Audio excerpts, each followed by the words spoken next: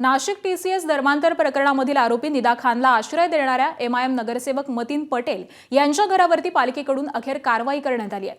मनपाचे 100हून अधिक कर्मचारी अधिकारी हे दाखल झालेले होते। मतीन पटेल यांच्या कुटुंबियांनी मनपा पथकाचं स्वागत करत गांधीगिरी करण्याचा प्रयत्न केला।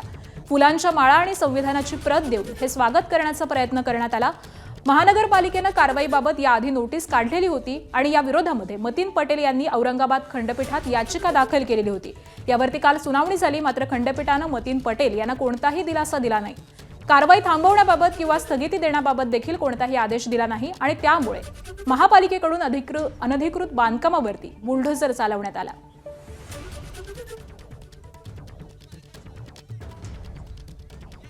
छत्रपती संभाजीनगरमध्ये एमआयएम नगरसेवक मतीन पटेल यांच्या अनधिकृत घरावरती एका ठिकाणी पालिकेची कारवाई सुरू असतानाच आता थोड्याच वेळामध्ये निदा खानला आश्रय देणाऱ्या मतीन पटेलच्या अनधिकृत घरावरती देखील पालिका कारवाई करणार आहे। तर ज्या घरामध्ये निदा खानला लपवण्यात आलेलं होतं, जिथे निदा खानला आश्रय दिला होता, त्याच ठिकाणावरून आढावा घेतलाय आमचे प्रतिनिधी रवी मुंडे यांनी। पाहूयात। छत्रपती संभाजीनगरमध्ये निदा खानला आश्रय देणाऱ्या मतीन पटेलचं घर जमीनदोस्त झालेलं आहे आणि त्यानंतर ज्या ठिकाणी निदा खानला लपवण्यात आलेलं होतं किंवा आश्रय देण्यात आलेला होता, त्या घरावर देखील थोड्याच वेळात कारवाई होणार आहे। महानगरपालिकेचं पथक या ठिकाणी देखील दाखल होईल आणि पुढच्या काही क्षणामध्ये हे घर देखील जमीनदोस्त झाल्याचं पाहायला मिळेल।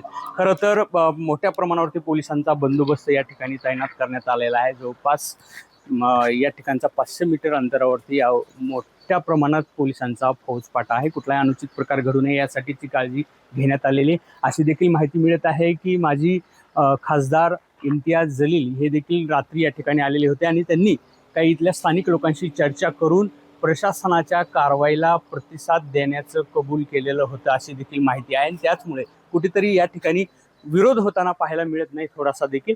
आणि आपण हे जे घर बघतोय, ज्या ठिकाणी निदा खान जवळपास 7 दिवस या ठिकाणी आश्रयाला होती, मतीन पटेलनं हा आश्रय दिल्याचं बोललं जातं ना। ते या घरावरती थोड्याच वेळात महानगरपालिकेचं पथक या ठिकाणी दाखल होईल आणि हे घर देखील पुढच्या काही क्षणामध्ये जमीनदोस्त झाल्याचं पाहायला मिळेल।